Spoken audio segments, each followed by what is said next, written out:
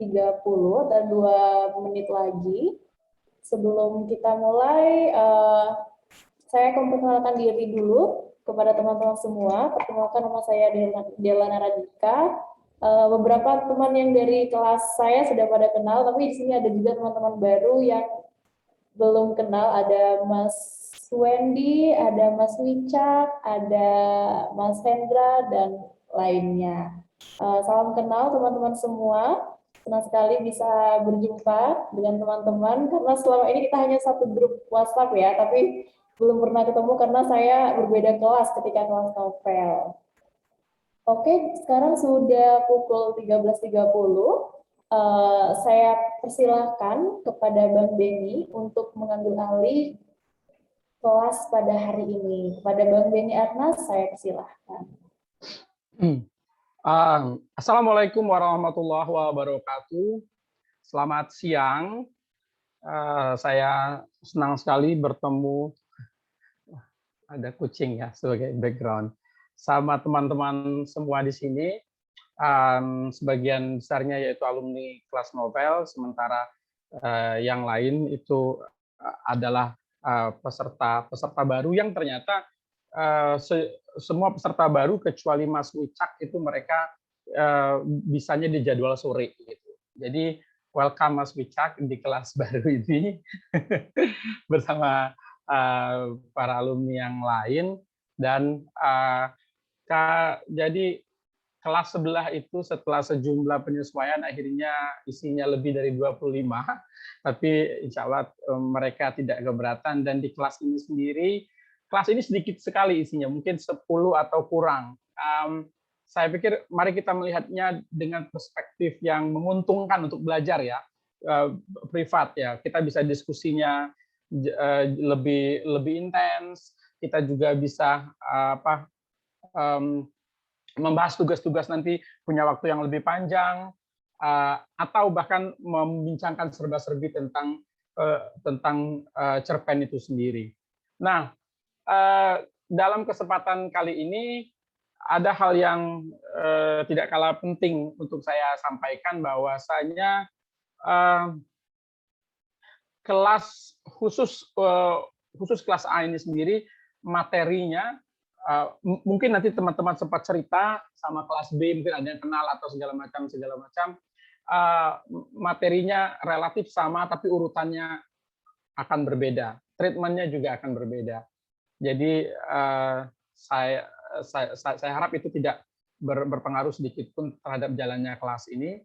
Yang jelas saya juga sudah tidak sabar setelah bulan Maret mengampu kelas novel. Bulan Maret ya, Maret, April, Mei, aduh 2 bulanan gitu ya. Dan sekarang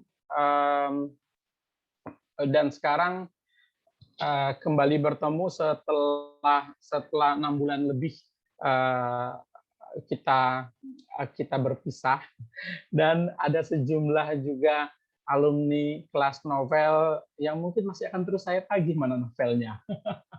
Tapi beberapa juga sudah menyelesaikan novelnya. Dan untuk cerpen kali ini tentu saja mohon fasilitas yang udah clear sekali, yaitu karya-karya itu akan dibukukan.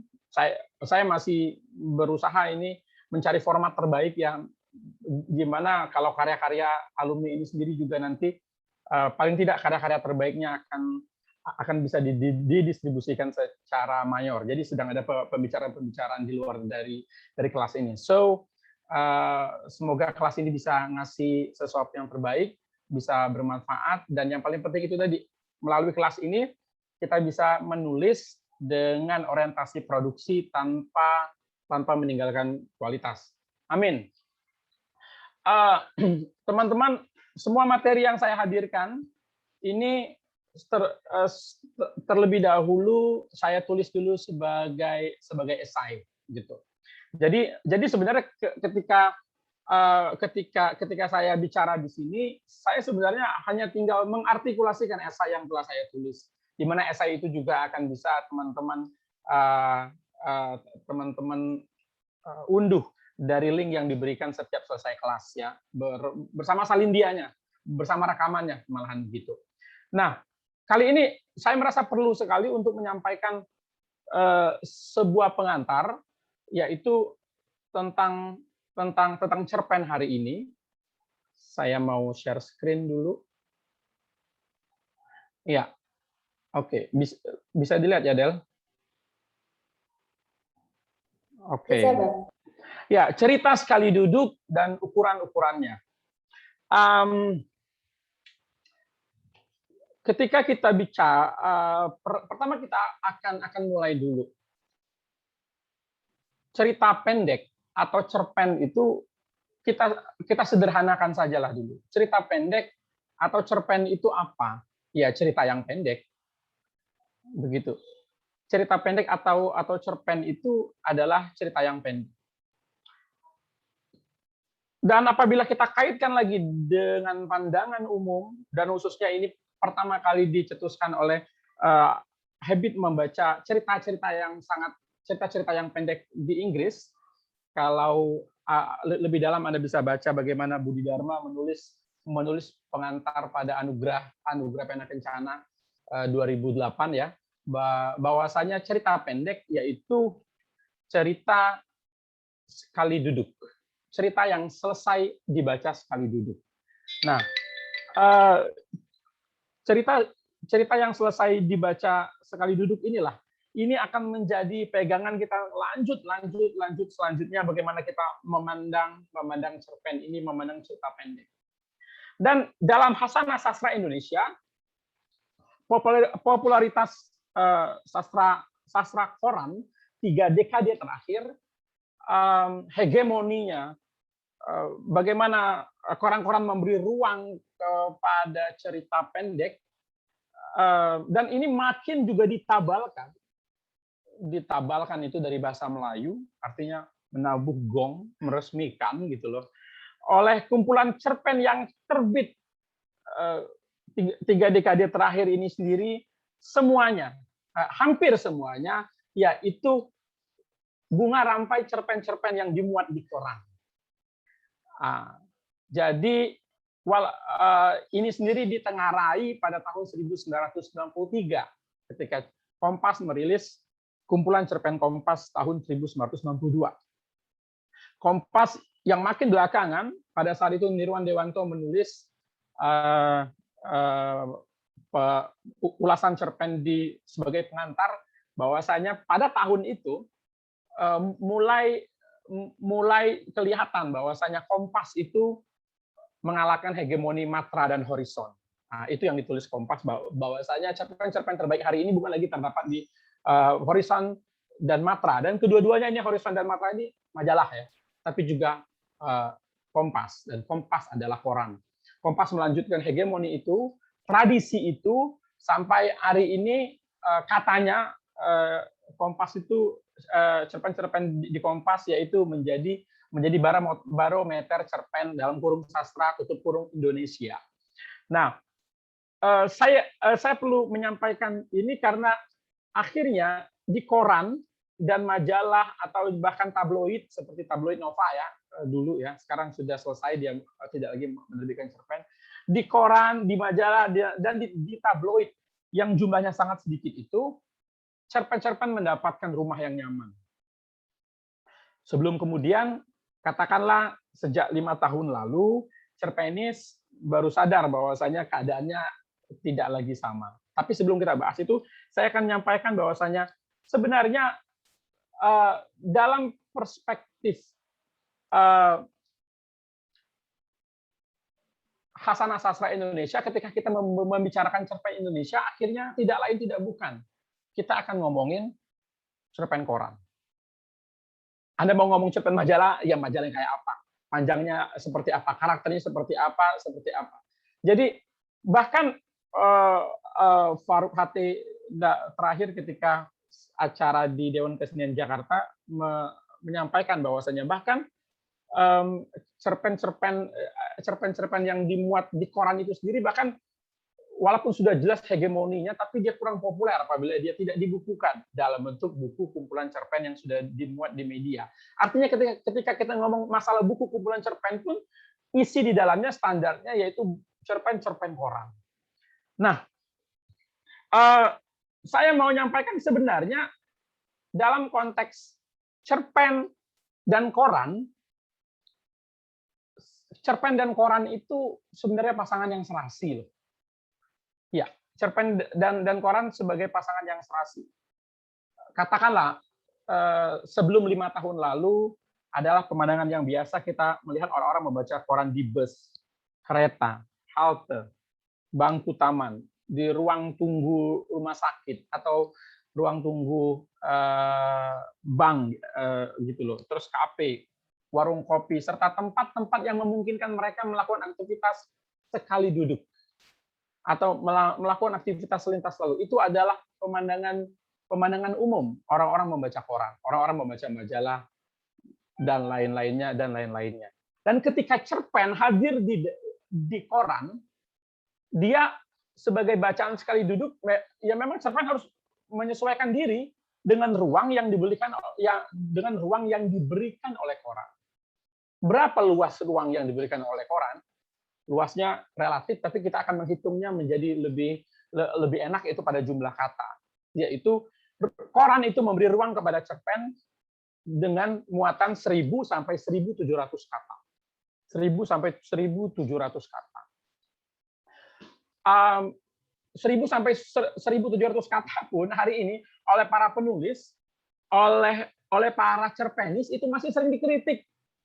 Aduh, ini terlalu singkat, tidak memberikan kami ruang-ruang bereksplorasi, menerapkan strategi literer, bahasanya gitu ya, menampilkan konten-konten yang tidak arus utama, segala macam. Ruang itu sempit. Padahal kalau memang kita sesuaikan sama koran yang memuat berita, ulasan, liputan, review, feature, dan lain sebagainya, lihatlah. Tidak ada satupun tulisan di koran tersebut, tidak ada genre tulisan di koran itu yang koran memberikan kepada mereka ruangnya sampai 1.700 kata. Nggak ada. Sebenarnya cerpen sampai hari ini di koran, di media massa, dalam koran itu sangat-sangat beroleh privilege atau keistimewaan. Karena dia tampil sangat panjang, yaitu sampai 1.700 kata. Jadi ketika 5 tahun belakangan, 5 tahun belakangan itu baru sadar nih, penulis cerpen, cerpenis, bahkan pengasuh rubrik sastra dan budayanya itu seperti baru sadar bahwasanya ternyata keberadaan cerpen, keberadaan ruang sastra dan budaya di koran itu cuma ngontrak. Ya. Dia cuma ngontrak. Ya, Nak. Sini. Ya. Bahwasanya dia cuma ngontrak. Itu sendiri ya kenyataan yang benar pahit ya, seperti itu. Tapi itu sebuah realitas yang akhirnya direspons 5 tahun belakangan. Kita melihat begitu banyak media massa itu tampil hibrid, di mana kita bisa membaca kontennya baik secara cetak maupun secara digital. Beberapa media bahkan benar-benar sudah beralih, menjadi ke daring, ke digital. Yang terakhir media yang memuat cerpen dan beralih ke digital yaitu koran Tempo ya. 2021 per Januari 2021 mereka masih survive tapi dalam platform digital. Tapi ada kabar gembiranya, itu begitu banyak bermunculan media baru, media daring yang memang tampil dalam platform digital.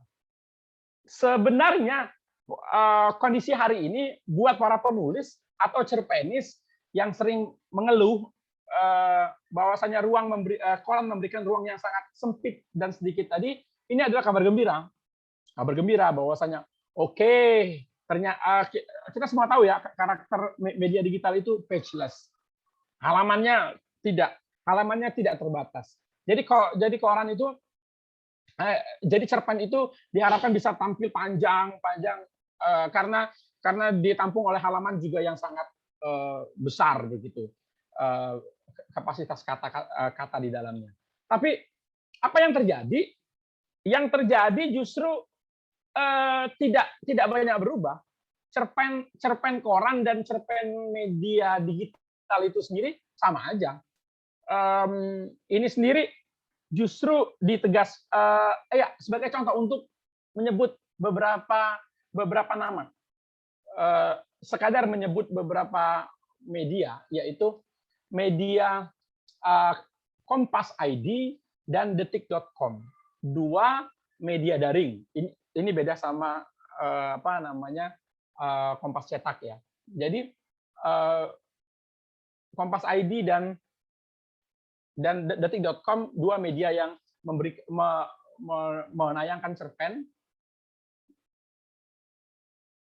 Detik.com hanya menerima cerpen dengan panjang maksimal 9.000 CWS, 9.000 karakter with spaces, dan koran Kompas maksimal 12.000 karakter with spaces, yang artinya sami mawon antara 1.300 sampai 1.700 kata juga begitu.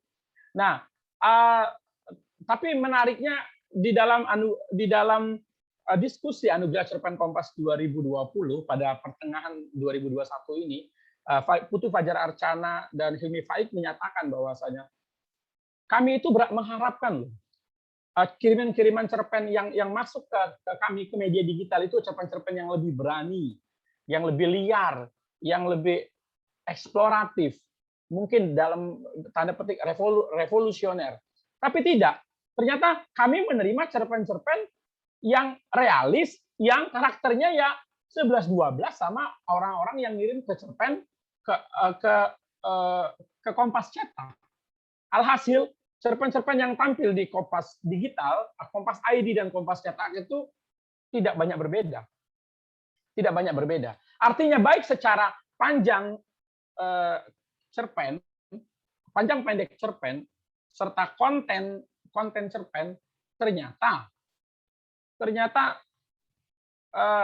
tren daring dan tren cetak itu tidak banyak berbeda. Akhirnya media daring juga dia apa yang dia muat ya cerpen koran itu sebenarnya. Nah, pada realitas seperti ini, saya mau menyampaikan bahwasanya ketika kita bicara cerpen Indonesia hari ini, maka kita akan bicara standar bacaan sekali duduk orang-orang Indonesia. Yang itu tidak lain tidak bukan adalah cerpen koran. Dan cerpen koran hari ini yaitu 1.000 sampai 1.700 kata. Lihat kursor saya, berarti cerpen Indonesia ini adalah cerita dengan 1.000 sampai 1.700 kata. Secara konten, saya tidak mau membahas konten, walaupun tren konten hari ini sangat cenderung ke realis. Tapi saya mau menyampaikan bahwasanya itu bukanlah problem, sesuatu yang sangat terukur kita bicarakan, dan saya tidak tertarik untuk membincangkan itu karena saya pribadi bisa nulis genre apapun, dan saya pikir selama Anda menulis cerpen dengan bagus, dengan baik, maka ia akan punya peluang untuk dimuat di media massa, bisa memenangkan perlombaan atau disukai oleh banyak orang.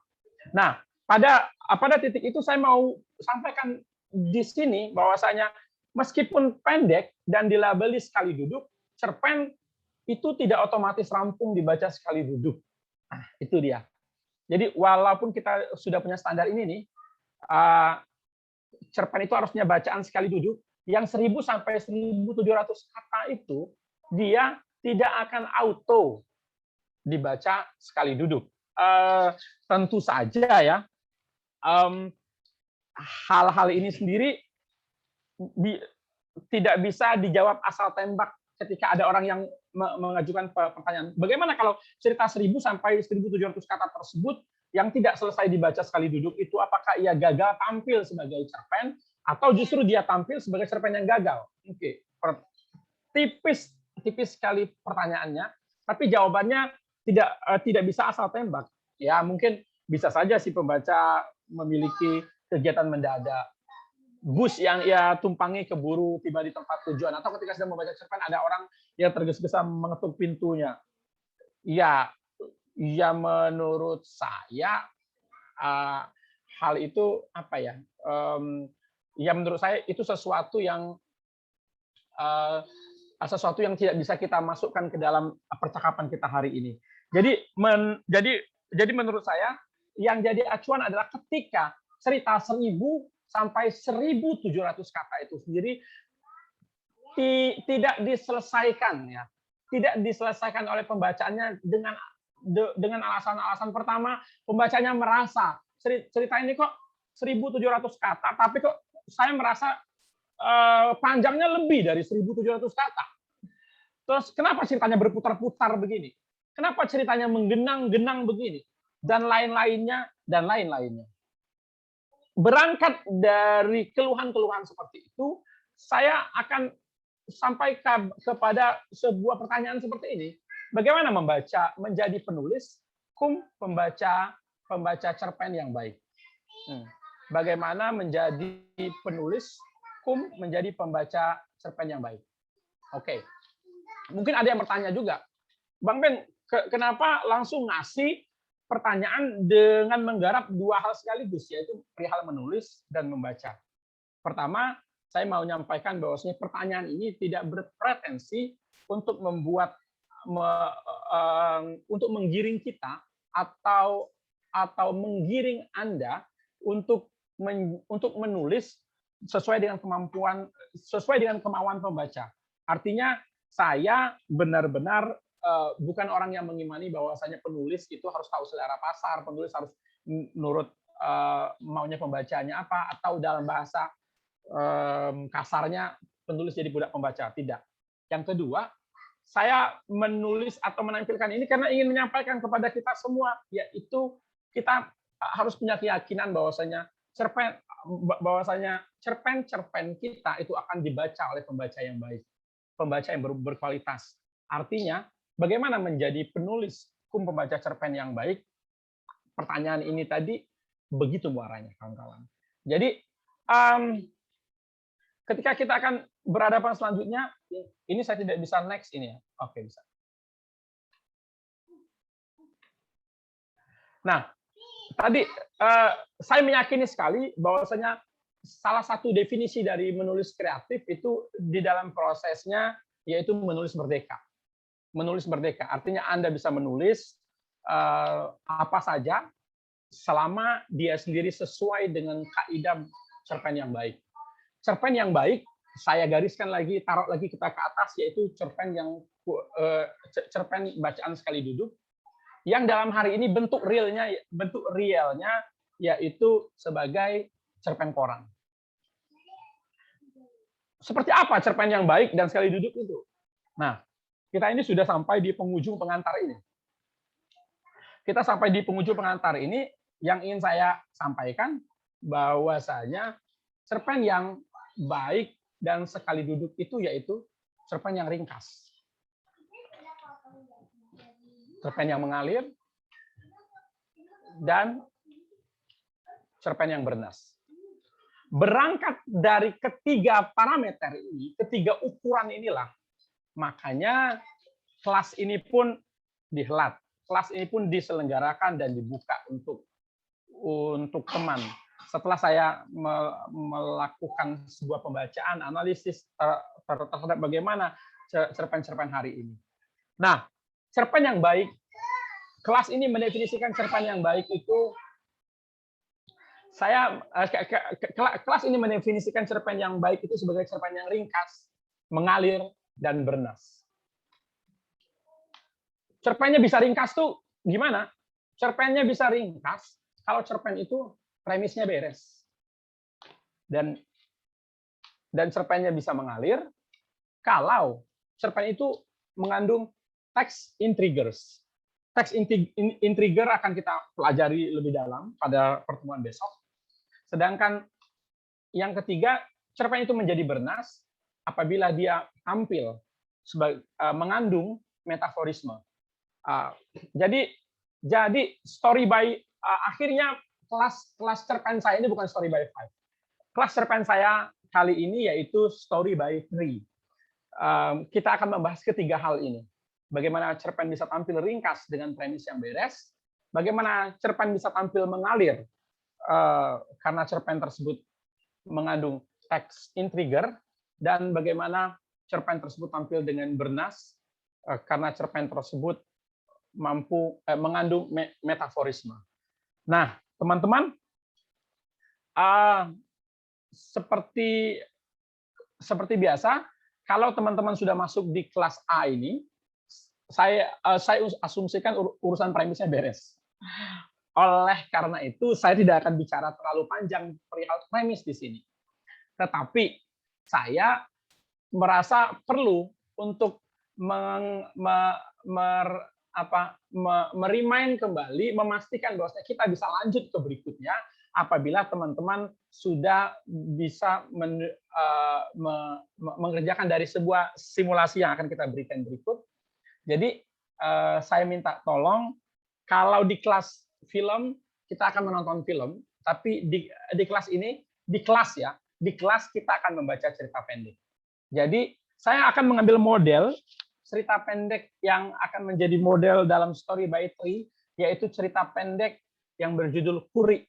Kuri yaitu cerita pendek karya Hasan Albana yang terbit di Jurnal Cerpen Indonesia edisi 10. Saat itu tahun 2008. Yang saat itu saya sendiri masih belum mengenal siapapun penulis di dalam Jurnal Cerpen Indonesia itu sendiri. Kenal tapi belum berinteraksi. Dan Hasan Albana yaitu satu dari sekian cerpenis yang cerpen-cerpennya konsisten bagus, cerpen-cerpennya ringkas, mengalir dan bernas, dan salah satunya yaitu cerpen Kuri. Oleh karena itu saya minta tolong dong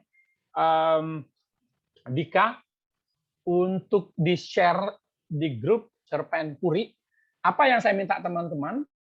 Saya minta teman-teman tolong dong buat premis dari cerpen Kuri tersebut. Kita butuh waktu berapa lama ya? 15 menit itu sudah lama mungkin. Jadi kita akan menjeda dulu materi kita, pertemuan kita ini dengan membaca cerita pendek. Tapi mungkin sebelum kita jeda, tidak apa-apa mungkin Del, ada yang ingin ditanyakan sebelum kita lanjut? Oke, terima kasih Bang Benny atas paparannya. Tadi kita sudah membahas mengenai pendahuluan bagaimana apa itu cerpen, kemudian bagaimana cerpen yang baik, dan ada 3 poin utama yang terangkum dalam story by 3. Saya masih belum move on dari by 5. Sebelum kita lanjut ke pembacaan cerpen Kuri, dari teman-teman apakah ada yang ingin ditanyakan terlebih dahulu terkait pemaparan awal yang telah disampaikan oleh Bang Benny? Kepada teman-teman yang ingin bertanya, saya persilakan raise hand.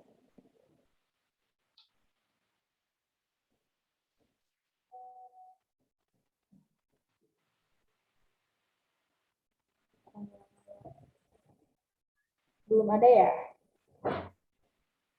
Oke. Sepertinya belum ada pertanyaan dari teman-teman, Bang. Ya teman-teman, ini tidak apa-apa kalau tidak ada pertanyaan. Jadi kita bisa langsung membaca cerita pendek ya. Silakan kita Dika tolong di-share di dalam grup cerpennya, dibaca teman-teman 15 menitan. Setelah itu boleh menyetor premisnya. Di mana menyetor premisnya? Silakan store premisnya di chat boleh, di grup juga tidak ada masalah ya Del. Silakan Del, teknisnya gimana? Oke teman-teman, selama pembacaan cerpen, teman-teman boleh off cam. Nanti kita lanjut kembali pada 15 menit mendatang, berarti pada pukul 13 14. 14 ya, karena sekarang 13.59. Oke, saya persilakan kepada teman-teman untuk melakukan pembacaan cerpen kurik dan mengetikkan premisnya di kolom chat pada pukul 14.14. Oke, saya persilakan kepada teman-teman untuk baca sekarang. Terima kasih.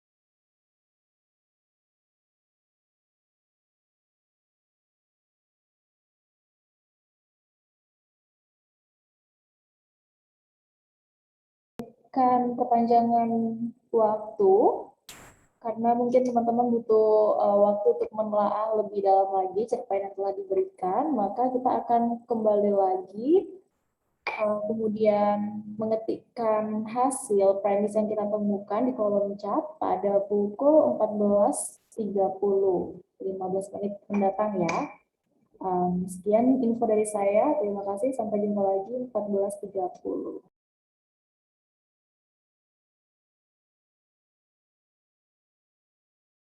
Perempuannya itu Delisma atau Deslima, ini beberapa orang ini kompak beda, ada Delisma, ada Deslima gitu ya. Nah, tapi teman-teman izinkan saya untuk men-share screen ini supaya teman-teman tahu apa masalah utama pada premis yang teman-teman ketengahkan. Tentu saja ini adalah yang saya pakai untuk di Story by Five kemarin. Khusus untuk Mas Wicak, nanti saya minta admin nanti ini tolong dikirimkan juga ya kepada beliau. Kalau yang lain kan pasti sudah ada, walaupun sudah hilang juga sih yang lain kayaknya. Nah, sekarang coba nih, apa yang perlu diperhatikan di dalam premis? Pada bagian yang paling bermasalah tadi adalah pada bagian nomor 5. Hambatan itu versus cara, bukan versus keinginan. Apa yang teman-teman lihat, yang teman-teman ketengahkan itu sebagian besar itu hambatannya nabrak keinginan. Coba saya akan coba review satu-satu ya. Satu-satu teman-teman, kita akan mulai dari apa yang ditulis oleh Wendy Vermana. Sangat ingin mendapatkan salam tempel. Nah, hambatannya, Sapar tidak memberikan apa-apa. Jadi keinginan Delisma ini Wendy tabrakkan sama hambatannya. Harusnya yang Wendy tabrakkan yaitu apa? Caranya itu apa yang Wendy pakai? Menjamu tamu-tamu itu dengan gulai ayam jara-jara. Apa yang menghambat dia menjamu tamu-tamu itu? Sapar tak memberikan apa-apa. Enggak nyambung. Wendy masih oke nggak? Masih on screen nih? Halo? Iya, salah Bang. Ya, oke. Ya, kamu sengaja salah ya supaya rame di grup ya. Oke. Ya, Terus ini oke. Lagi ke Hendra nih. Hendra, saya langsung aja ke hambatan ya, ke keinginan ya. Menginginkan pemberian uang dari Sapar ya, menginginkan uang dari Sapar. Tapi Sapar tak jua merogoh saku untuknya. Nah, ini dia nabraknya keinginan, kalau ketemu hambatan cocok semua nih. Seperti Wendy tadi juga cocok, Wen. Keinginan kalau ketemu hambatan. Padahal yang harusnya hambatan itu bertemu apa? Bertemu cara kan gitu. Saya ini hanya coba ngerimain ya, takut apa yang udah kalian dapat itu udah nggak kepake lagi gitu. Nah, sedangkan Hendra caranya apa nih? Mengundang Sapar. Hambatannya Sapar tak juga merogoh sakunya. Nggak nyambung. Terus ini Mas Wicak ini caranya menghidangkan santapan lezat. Caranya menghidangkan lezat, tapi dia harus memotong puri. I don't know di mana ini bagian daripada hambatannya. Apakah memotong puri Mas Wicak sebut hambatan, atau Deslima tak berhasil mendapatkan salam tempel Sapar itu sebagai hambatan. Tapi apapun hambatannya, dia harus memotong puri ataupun dia tak mendapatkan salam tempel dari Deslima apabila dicocokkan dengan cara menghidangkan santapan lezat tadi, ini sama-sama susah dicari sambungannya begitu. Wendy, Agung caranya menyuguhkan gulai ayam. Hambatannya ayamnya tidak boleh disembeli oleh anak bungsunya. Oke. Masuk ini. Tapi apakah begitu dia bergerak ceritanya? Ini saya mau mainkan mesinnya dulu ya. Dela, caranya apa, Del? Caranya menyenangkan hati Sapar agar mendapatkan kamu ini perangai di kelas novel, kamu bawa lagi ke sini ya, muter-muter. Jadi saya ambil itu ya, menyenangkan hati Sapar. Hambatannya Sapar tidak kunjung memberikan uang gitu ya. Oke. Seolah-olah itu parameter Sapar tidak senang, padahal Sapar senang-senang aja kan, Del, gitu. Mayang Sari, caranya menjamu Sapar. Hambatannya Sapar tidak kunjung memberikan uang gitu ya, memberikan keinginannya. Terus ini Ibu Desi Arisandi yang tidak bisa on. Caranya apa nih? Menanti salam tempel. Caranya menanti salam tempel karena salam tempel dari Sapar namun salam tempel dari Sapar tak kunjung diterimanya. Oke. Apa yang dilakukan oleh Desi Arisandi dan juga Agung itu sama-sama masuk nih antara cara dengan hambatan. Nah, sebelum kita akan sampaikan yang berikut seperti apa, saya pikir kalau saya mundurin lagi barang ini sangat tidak produktif. Tapi saya perlu menyampaikan ini karena khawatir nanti rekan-rekan tidak mampu untuk rekan-rekan merasa premis memang benar-benar sesuatu yang tidak perlu diulang atau merasa beres dulu. Ada yang ingin coba untuk kita diskusikan? Silakan.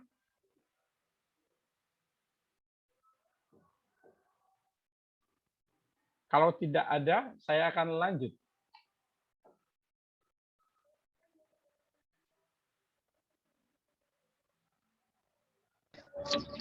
Izin, Bang. Ya, silakan. Hendra ya? Ya, Hendra, Bang. Ya. Yang pantas dijadikan tokoh utama di sini, Bang, siapa nih? Surika atau Deslimanya? Ya, Surika atau Deslimanya gitu ya. Saya suka ini atas pertanyaan itu sendiri. Karena saya tadi tidak membacakan premisnya si Mbak Tias karena Mbak Tias tidak nyetor secara tertulis ya, bukan berarti saya mengabaikan premis dengan tokoh utama ayam jantan tadi si Mbak Tias. Jadi kalau teman-teman ngelihat pola yang diketengahkan di dalam cerpen Kuri itu terdiri atas 3 bagian, yaitu bagian pembukaan di mana di sana ada kuri yang akan disembeli, terus bagian kedua itu kisah Deslima, kisah ketiga yaitu bagaimana akhirnya kuri disembeli, dia mundur lagi. Anda buang bagian pertama dan bagian ketiga, cerpen itu masih utuh sebagai sebuah cerita. Tidak terganggu ceritanya sedikit pun gitu. Jadi tokoh utama atau cerpen ini bercerita tentang apa ya? Dia bercerita tentang manusia yang bernama bagi sebagian kalian menamainya Delisma, sebagian yang lain menamainya Deslima ya begitu. Jadi ini tokoh utamanya Delisma atau Deslima. Hendra. Bagaimana untuk mengujinya? Silakan kalian cek aja itu. Buang itu bagian 1 dan bagian 3, cerpen itu masih utuh cerpennya begitu. Harusnya itu saya bahas dalam pertemuan keberapa ya? Ya, agak terkecoh sama judulnya, Bang. Iya. Siap. Ada lagi, kasih, Bang. Ya. Silakan Mbak Tia sudah open mic. Tanya, Bang. Berarti ini ya, nggak harus tokoh aku itu adalah tokoh utama ya? Enggak. Iya tentu saja tidak harus. Jadi kita lihat siapa yang jadi titik yang jadi sentral dari karakter yang jadi sentral dari cerita ini. Karakter yang jadi sentral cerita ini, apakah kita menikmati?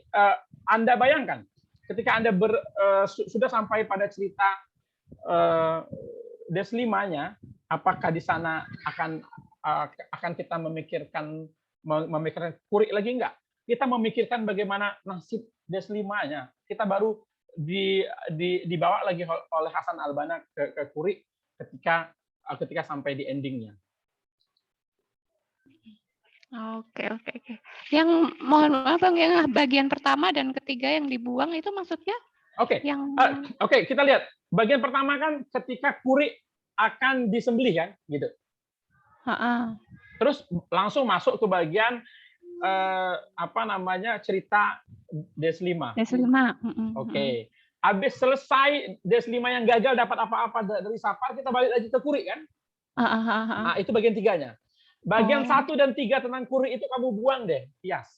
Oh, gitu ya. Bacalah cerpen itu. Udah cantik tuh cerpen. Iya, udah cantik sih. Saya beberapa waktu yang lalu saya bilang, Hasan Albana, saya izin ya, saya mau pakai cerpen kamu dan bla bla. Oke gitu. Cuma saya mau diskusikan cerpen Anda ini cerpen 1 dan 3 itu kalau saya buang juga dia nggak ngefek. Oh ya, katanya benar. Cuma ya apa perasaanmu juga kamu buangnya, kata si Hasan begitu. Tapi apapun itu kita melihatnya sama pisau story sebenarnya. Bagian kedua itulah cerpennya. Karena kebukti dia mau Anda buang, bagian 1 dan 3, dia akan tetap utuh. Tapi bagian 1 dan 3 mau Anda gabungin aja, tambah bagian 2, nggak jelas cerpen itu ngomong apa. Iya Bang. Tapi Bang Ben, cerpen itu masih ngomong loh, tentang bagaimana ayam yang mau dipotong. Dia mau cerita itu. Oke, nanti pada materi saya setelah ini, saya akan ngasih materi tentang metaforisme. Anda akan tahu kenapa sambungan 1 dan 3 itu di dalam Hasanah Sastra, di dalam Hasanah cerpen itu tidak layak untuk jadi cerpen gitu. Jadi nanti akan kita bincangkan nanti di pertemuan setelah materi hari ini, tapi setelah ini. Oke, terima kasih Bang Ben. Maaf nggak nulis karena langsung des 5 semua ya, nggak saya tulis. Jadi. Nah, teman-teman, baik. Seperti apa premisnya yang benar? Saya udah ngasih ini nanti kalau yang lain masih mau minta aja sama Dika. Cuma saya nyuruh ini Dika kirimin sama si Wicak ya. Mungkin pandangan tentang story by vibe-nya juga akan bisa disamakan. Tapi yang ingin saya sampaikan, Bang Ben, terus cerpen premisnya yang benar yang mana? Enggak, itu saya jadiin tugas. Ya. Itu saya jadiin tugas. Tugasnya dikerjain bareng-bareng Anda ngerjain tugas tentang metaforisme nanti. Nah, baik. Saya pikir itu tentang materi pengantar kita. Saya ingin, karena pengantar tentang premis itu udah clear banget di grup ini, jadi saya mau langsung simulasi tadi. Nah, setelah premisnya harus beres supaya cerpennya ringkas. Kalau cerpennya ringkas seperti kalau premisnya beres seperti yang dilakukan pada Hasan Albana. Tahu nggak kenapa Hasan Albana ngelakuinnya? Kuriknya udah panjang, Ben. Udah selesai tuh barang. Tapi ternyata Raudal Tanjung Banua, pemret jurnal cerpen Indonesia bilang, Hasan kurang panjang cerpennya. Yang dilakukan oleh Hasan Albana yaitu dia menghias lagi cerpennya itu. Itu masuk ke dalam wilayah editing dan dia menambah dan dia membuat bonus spons itu menjadi black forest dengan sejumlah garis menambahkan bagian 1 dan bagian ketiga. Oke, teman-teman, itu akan menjadi tugas teman-teman. Tapi saya udah kasih tadi clue-nya. Saya remind kembali tentang bagaimana prinsip premis dan sebagian besar bermasalah pada bagian kelima, yaitu hambatan itu harus menabrak hambatan atau hambatan versus cara ya, bukan keinginan versus cara. Nah, sekarang kita akan masuk ke materi kita yang kedua pada hari ini, karena kalau saya bahas tentang premis dia akan jadi kontraproduktif tentu saja.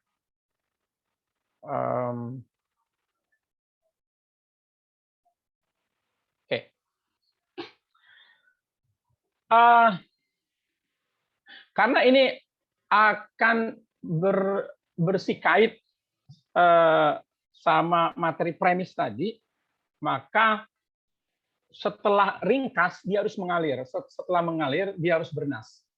Kelas A saya buat ringkas dan bernas dulu, mengalir pada materi kita berikutnya, yaitu sastra dan bernasisasi cerita. Apa hubungannya sastra dan bernasisasi cerita, khususnya di dalam cerita pendek? Sebagaimana ide yang bisa diideasi, saya juga percaya bahwa kebernasan cerita juga bisa diusahakan. Realisasi elemen-elemen kualitatif cum relatif. Nah, dalam prosa itu penting untuk kita breakdown, untuk kita uraikan, untuk kita jelaskan ukurannya, agar jangan sampai orang bilang gini, aduh, jarang-jarang nih aku buat cerpen bagus. Woi, jarang-jarang dia buat cerpen bagus, agar jangan sampai cerpen bagus itu lahir karena faktor keberuntungan, mood, atau bahkan dia ditulis dalam keadaan di bawah trans atau momen puitik. Momen puitik dalam kurung saya kasih tulisan halah. Jadi terlalu banyak alasan Anda untuk bilang Anda butuh momen puitik untuk menulis. Saya percaya bahwasanya cerita-cerita yang baik itu diusahakan. Jadi karena dia sifatnya diusahakan, maka konteksnya ketika Anda nulis cerpen udah baik, bagaimana kalau moodnya masuk, Anda sedang beruntung, momen puitiknya masuk, dan Anda sedang trans. Cerita-cerita itu akan jadi makin baik. Titik 3 makin baik menurut kacamata Anda. Karena sifatnya akan menjadi sangat genuine, sangat personal, hal-hal yang terukur sekali, yaitu cerita itu harus baik. Apakah dia memang ditulis ditulis di bawah trans, ditulis dalam keadaan mood, ditulis dengan keberuntungan dan segala macam, itu urusan yang lain. Nah, di sini kita sampai lagi pada sebuah pertanyaan. Lalu bagaimana bernasisasi dilakukan, dan untuk apa ia dilakukan pada cerita yang pendek semacam cerpen koran ini? Jadi saya percaya cerpen-cerpen yang baik itu diusahakan, cerpen-cerpen yang bernas itu diusahakan. Baik di sini adalah bernas. Bagaimana ukurannya? Bagaimana bernasisasi itu, usaha membuat cerita itu menjadi bernas dilakukan, dan untuk apa ia dilakukan kepada cerita pendek semacam cerpen koran? Pertama, tentu Anda tidak ingin menghasilkan cerpen yang tidak bernas. Itu dulu kalau menurut saya. Kedua, saya berkeyakinan koran-koran hanya mau menerima cerpen yang bernas, yang dalam bahasa populernya nyastra. Ini bisa diuji asumsinya. Orang-orang kalau nyebut cerpen di Kompas, cerpen Republika, Tempo, apalagi media Indonesia, atau di media lainnya yang jadi katanya parameter sastra hari ini, ya itu karya sastra, itu cerita-cerita yang nyastra. Jadi atas dasar dua hal, pertama saya yakin Anda tentu tidak ingin menghasilkan cerpen yang tidak bernas.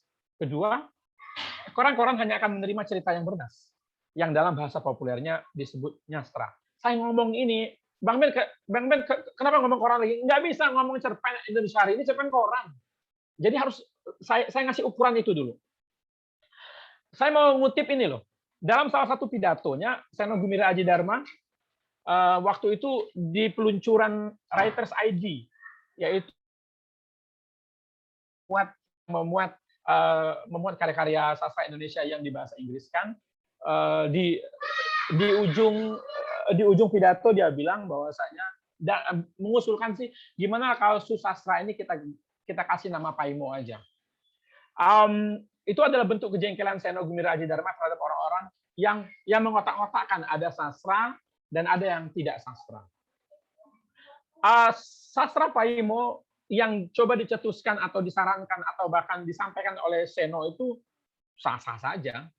Tapi di dalam kelas, relativisme nggak boleh hidup, apalagi mengambang dan menggenang. Kelas ini tidak mengakomodasi sesuatu yang tidak terukur, apalagi ngomongin masalah sastra Paimo, yang artinya bagi Seno sendiri sastra itu tidak ada.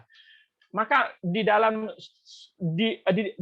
story by Tri, bahkan hal yang sifatnya nyastra itu akan kita buat ukurannya, yang dalam konteks ini yaitu cerita-cerita yang bernas dulu. Sampai di situ nyebutnya itu cerita-cerita yang nyastra itu bukan yang paimo, bukan yang nggak jelas, tapi cerita yang bernas dulu. Yang kayak apa? Problemnya begitu. Saya mau cerita pada tahun 2011, ketika saya diundang oleh Forum Lingkar Pena untuk memberikan upgrading nasional kepada para penulis dan kadernya. Panelnya waktu itu locality is sexy. Lokalitas itu seksi. Salah satu peserta tanya begini. Menurut Bang Ben, bagaimana sebuah karya bisa disebut sastra? Dan jawaban saya pada saat itu yaitu ketika karya tersebut mampu mengupgrade daya kritis membaca. Daya kritis pembaca. Dia meningkatkan daya kritis pembacanya. Dan saya mau cerita, pendapat dan pandangan saya itu selalu berubah-ubah. Dari tahun ke tahun, dari tergantung buku yang saya baca, pengalaman yang saya lalui, diskusi-diskusi yang saya ikuti. Dan saya pikir itu bukan hanya saya, Anda saja. Anda pun juga begitu. Pada titik itu wajar kalau kita mengalami perubahan-perubahan terhadap perubahan persepsi terhadap sebuah definisi.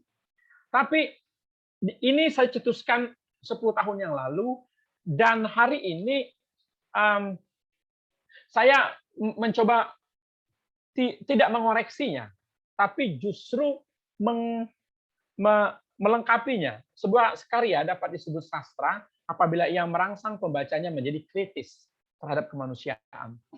Ini sekaligus menjawab bagaimana kalau Anda berhadapan dengan sebuah kasus yang apple to apple banget pada cerpen Kuri, seperti yang Mbak Tias hadapi. Ini tokohnya ayam jantan, seorang perempuan bernama Delisma. Dan karena karya sastra adalah bicara tentang kemanusiaan atau manusia itu sendiri, maka clear sendiri sebenarnya kita akan memilih Deslima daripada Kuri tadi. Walaupun ada ukuran lain yang lebih terukur tadi, bahwasanya Anda silakan buang bagian Kurinya, dia tidak bercerita apapun. Loh, tapi dia masih nyambung, Bang Ben. Dia sebagai sebuah cerita, iya, dia masih nyambung sebagai sebuah cerita apa? Ini akan saya bahas pas di akhir-akhir slide ini. Yang pembahasan ini tidak pernah saya prediksi sebelumnya, tapi ingatkan saya nanti kalau saya lupa. Tapi saya mau menyelesaikan slide ini dulu. Terus berpegang pada prinsip ini, sebuah karya dapat disebut sastra apabila ia merangsang pembacanya menjadi kritis terhadap kemanusiaan. Saya balik lagi ke cerita saya. Saya menjadi sangat bergairah karena ternyata buku-buku bagus yang saya baca, baik itu yang versi arus utama maupun buku-buku yang hanya saya aja yang tahu kayaknya, karena orang-orang tidak ada yang membincangkannya, tidak ada yang membacanya. Ternyata karya-karya itu tuh memantik kritisisme di saya sebagai manusia.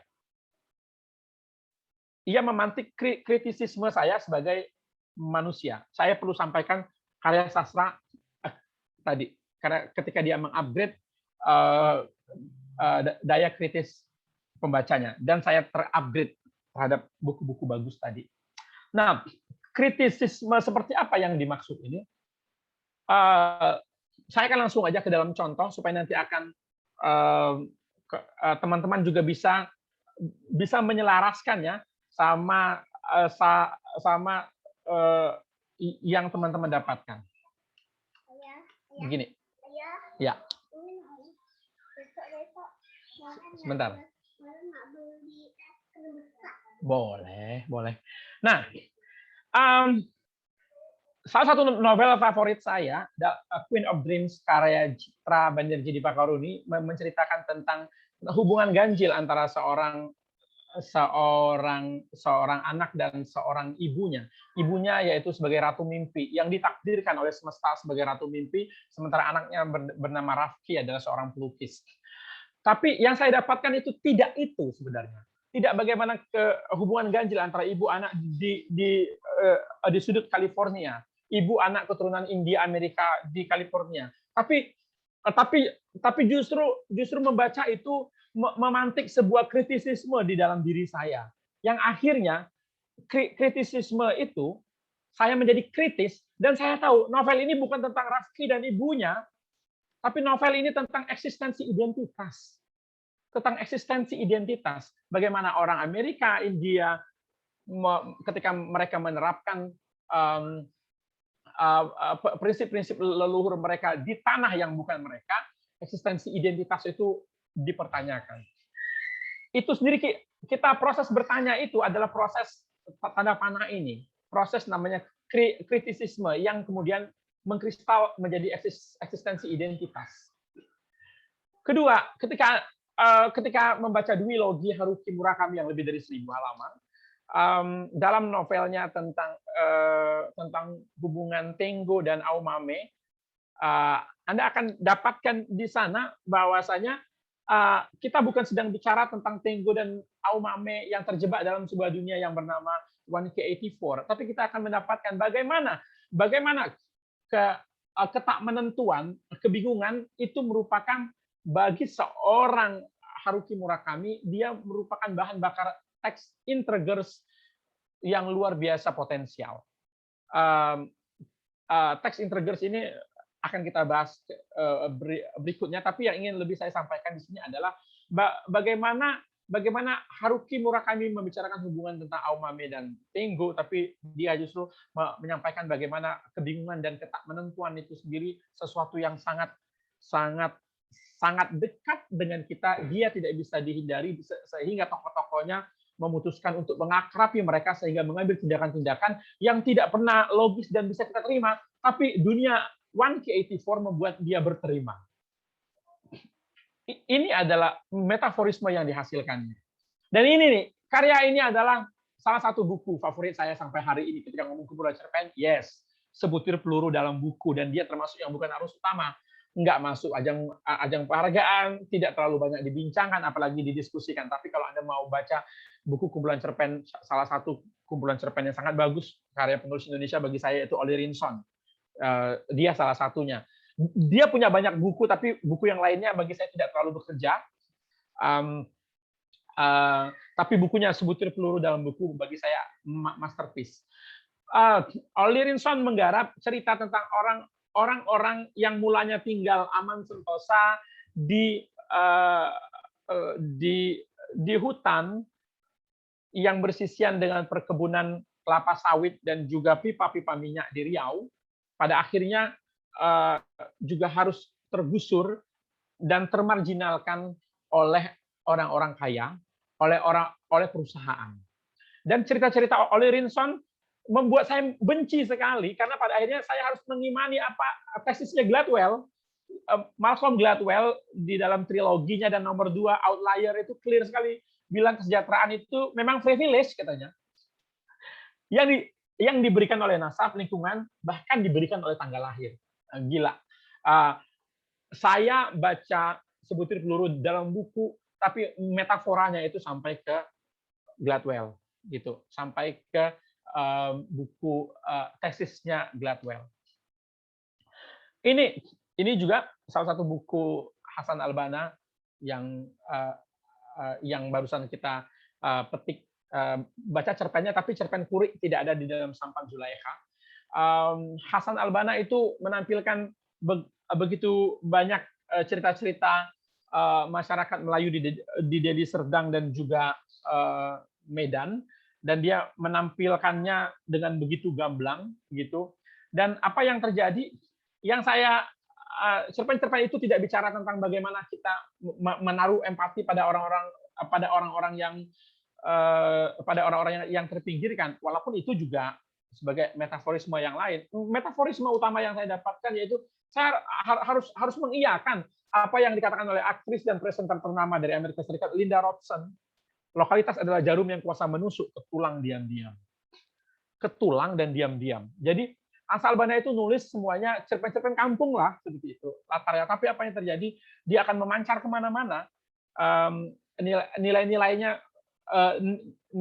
bisa menjadi bagian dari kemanusiaan. Itu cerita bagus seperti ini itu membuat kita berpikir kritis. Pada akhirnya kita tahu cerita Queen of Dreams tidak bicara Tengo dan Aomame.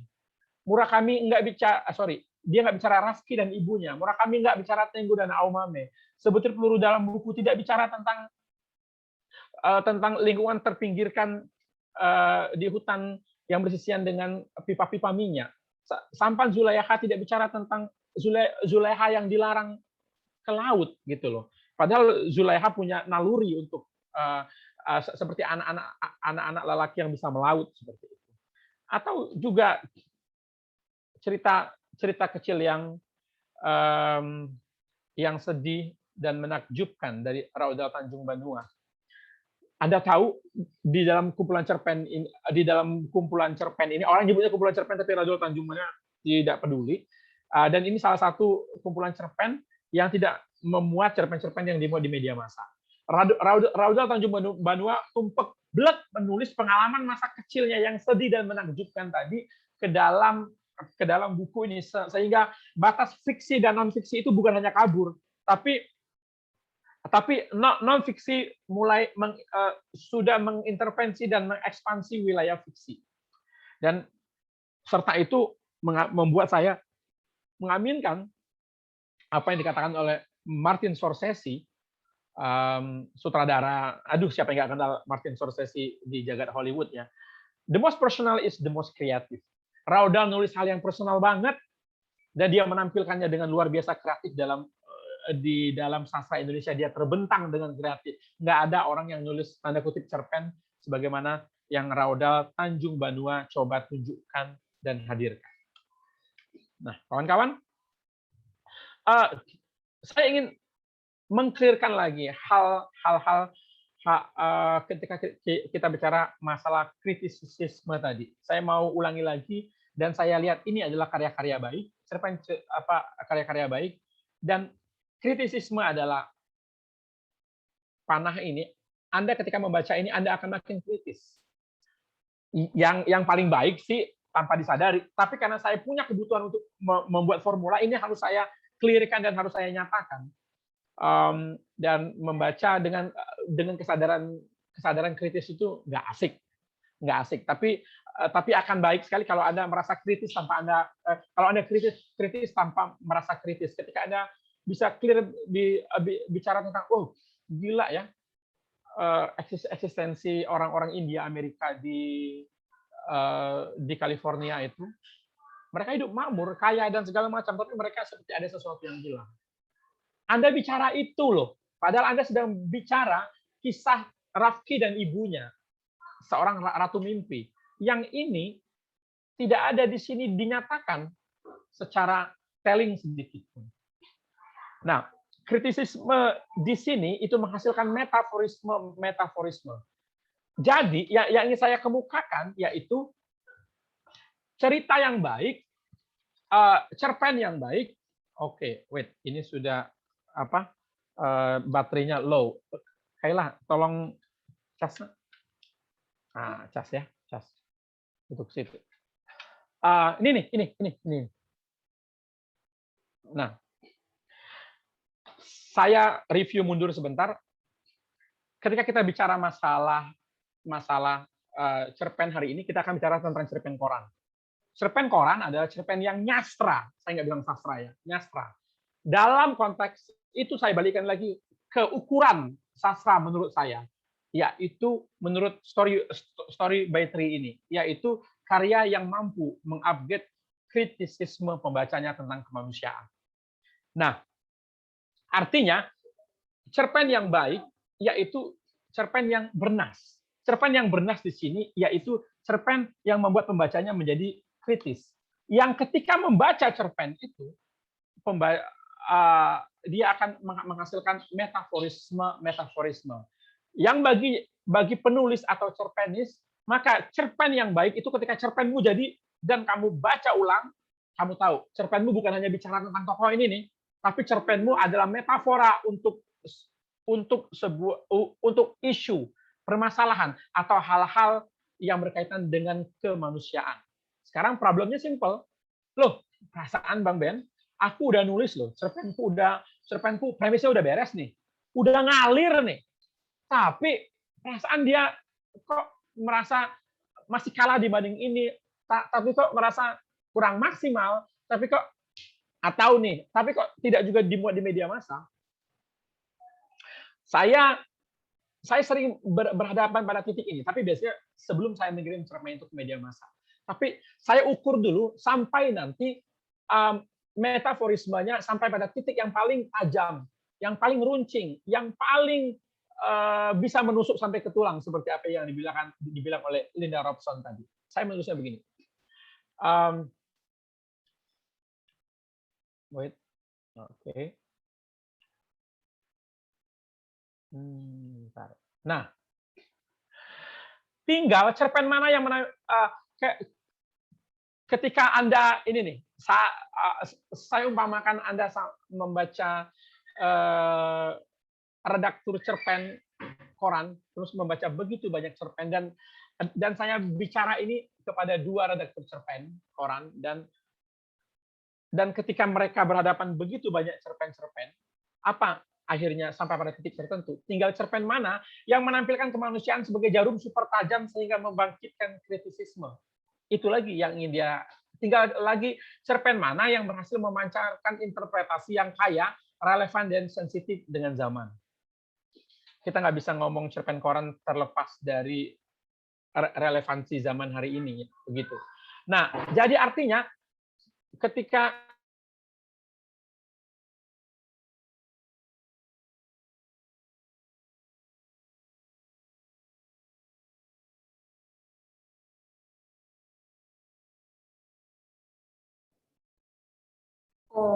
Sepertinya Bang Ben baterainya habis tadi. Sebentar ya, saya coba hubungi Bang Ben terlebih dahulu.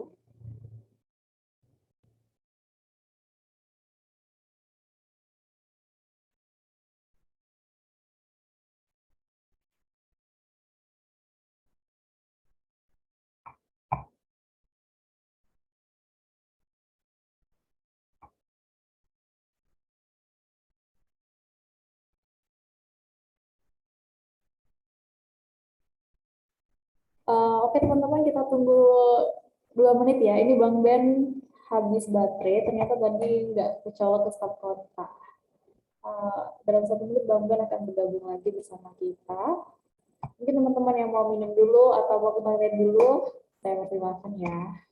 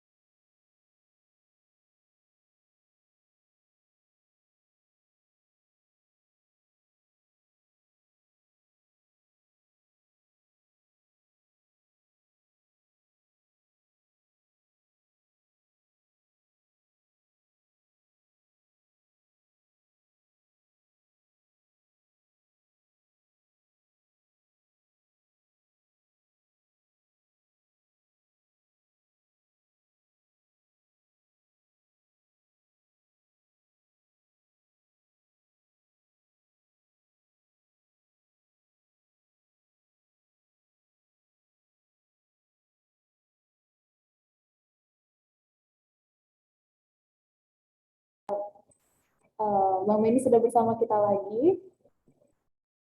Halo Bang, sudah terhubung. Oke, maaf ya. Baik, kita ulang lagi share screen tadi. Nah, teman-teman, oke, ini udah nampak ya, Del? Aman-aman. Nah, saya langsung ngambil contoh simpel aja sebenarnya. Ketika Anda akan membaca sebuah, ketika Anda banyak membaca karya-karya cerpen yang bertaburan di Wattpad, ketika Anda membaca cerpen-cerpen apa ya, cerpen-cerpen di majalah remaja, ini bukan masalah mengotak-ngotakkan masalah ini yang bagus dan tidak bagus, tapi saya bicara bahwasanya ketika Anda baca sebuah cerpen dan dia tidak meninggalkan metaforisme kepada diri Anda, dia tidak bicara hal yang lain, maka sebenarnya itu sudah clear bahwasanya cerpen itu cerpen yang begitu banyak itu adalah cerpen yang sangat potensial untuk mudah dilupakan karena tidak akan ada nilai-nilai yang dibawa untuk urusan masalah kemanusiaan tadi. Nah, saya mau sampaikan ini lagi. Nah, di sini kepada teman-teman, saya melanjutkan slide tadi setelah Queen of Dreams dan perumpamaan ini tadi. Artinya apa? Di dalam kritisisme dan metaforisme inilah yang kata Sapardi Djoko Damono, yaitu ngomongnya begini, artinya begitu. Di dalam sastra sebenarnya dia nulis ini, tapi artinya sebenarnya dia bukan itu. Dia hanya akan menjadikan jembatan medianya saja untuk menyampaikan hal yang lebih besar.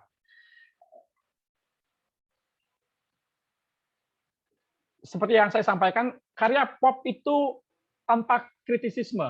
Apa sih ininya supaya dia jadi parameter simpelnya Bang Ben? Dia biasanya renyah dan selesai dibaca sekali pukul. Tak ada yang tersisa selain jalan cerita dan bagian-bagian yang visual. Ceklah. Anda mungkin akan baca, saya tidak mau sebut sejumlah judul karena ini akan direkam. jadi Anda cek cerita-cerita yang mungkin jangankan Anda, saya aja kalau baca cerita itu dia begitu mengalir, dia begitu beres premisnya, tapi bernasisasi dia bermasalah. Dia tidak memancarkan metaforisme di dalam ceritanya, bahkan ketika dibaca sampai selesai. Sementara karya yang bernas, ya tadi karya yang mengandung kritisisme, dia tidak selalu renyah dan tidak selalu sekali baca langsung tuntas. Walaupun juga bisa ya, dan dia memberikan penawaran, renungan dan universalitas nilai-nilai kemanusiaan. Itu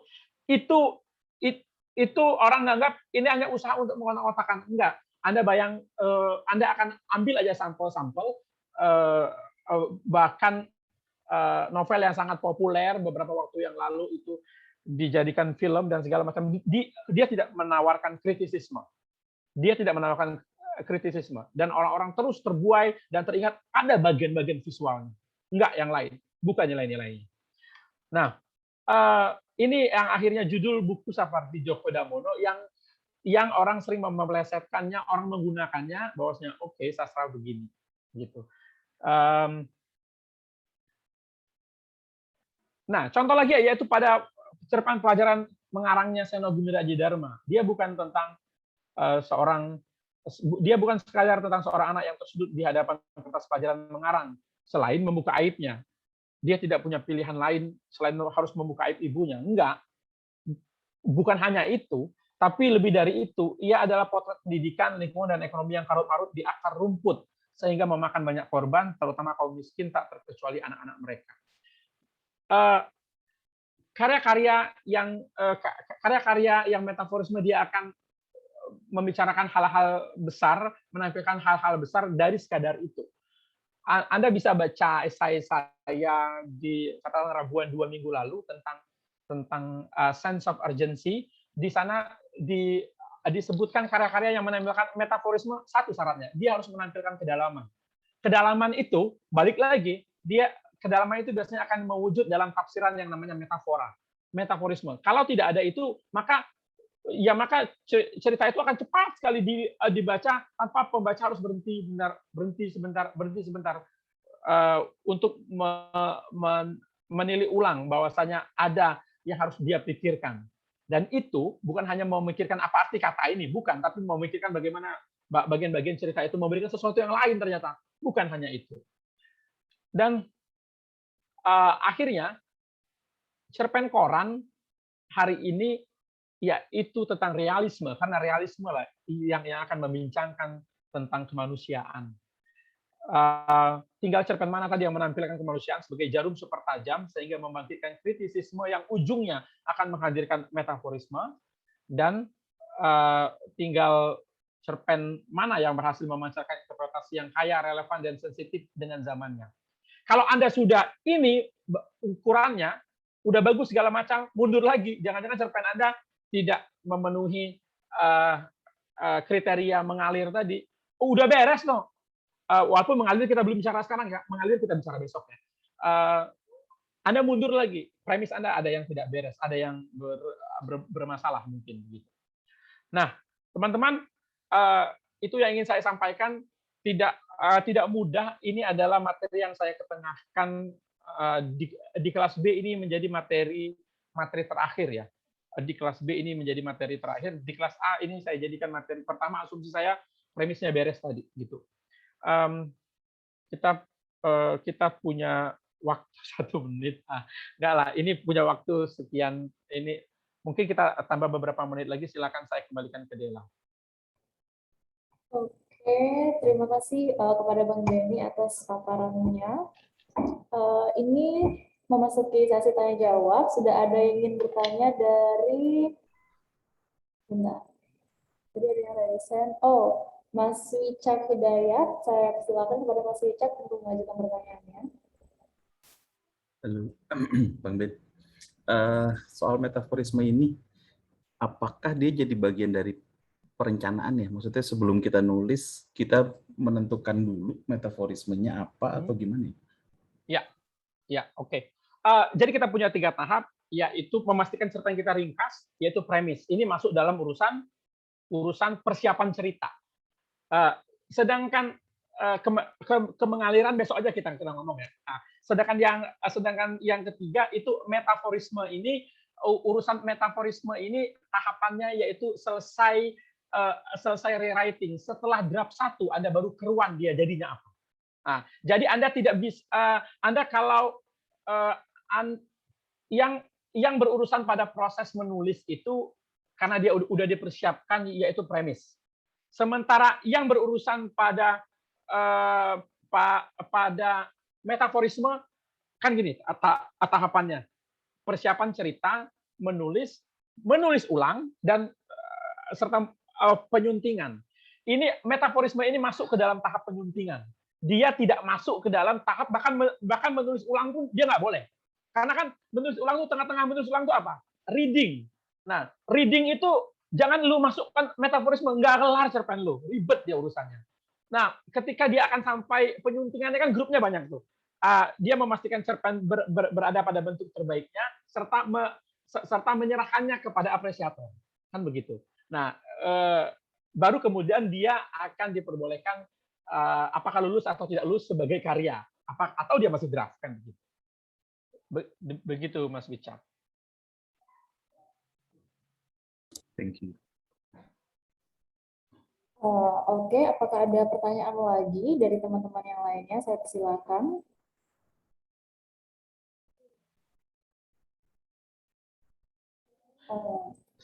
Saya ragu ini paham atau bingung. Nah, jadi kawan-kawan, saya udah ngasih tugasnya ada 2, nanti bisa di-download di link yang diberikan. Pertama, tugasnya tentang premis. Kedua, saya metaforisme, saya minta teman-teman mencari metaforisme dari sebuah cerpen yang ada di sana.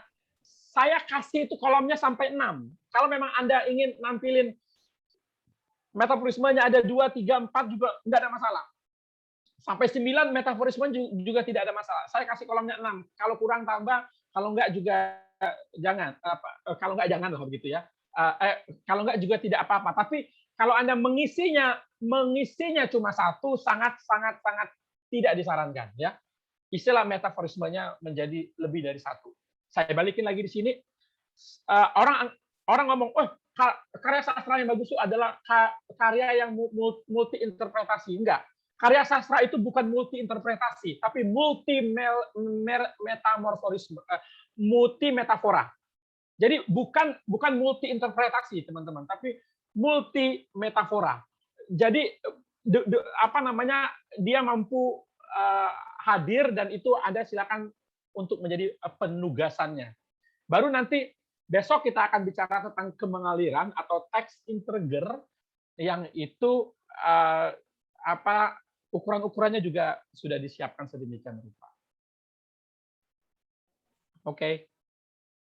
Oke, karena ini sudah tidak ada yang ingin ditanyakan lagi, berarti untuk penugasannya akan dikirimkan ke via grup. Nanti akan diminta teman-teman menemukan metafora dari karya-karya yang telah ditentukan. Untuk pertemuan hari ini cukup sampai di sini dulu. Kita akan melanjutkan pada pertemuan berikutnya. Sebelum saya tutup, ada tambahan lagi dari Bang Benny atau teman-teman yang ingin bertanya lagi? Tidak ada? Ya, cukup. Ini mah. Okay. I want to take a break untuk sesi kelas B. Oke. Cukup sekian untuk pertemuan kita hari ini. Saya mohon maaf bila ada salah kata dan hilaf. Saya akhiri pertemuan hari ini dengan mengucapkan terima kasih kepada Bang Benny Arnas, dan mari kita berdoa menurut agama dan kepercayaan masing-masing. Berdoa dimulai. Selesai. Sekian, terima kasih. Wassalamualaikum warahmatullahi wabarakatuh. Waalaikumsalam warahmatullahi wabarakatuh. Sampai jumpa besok.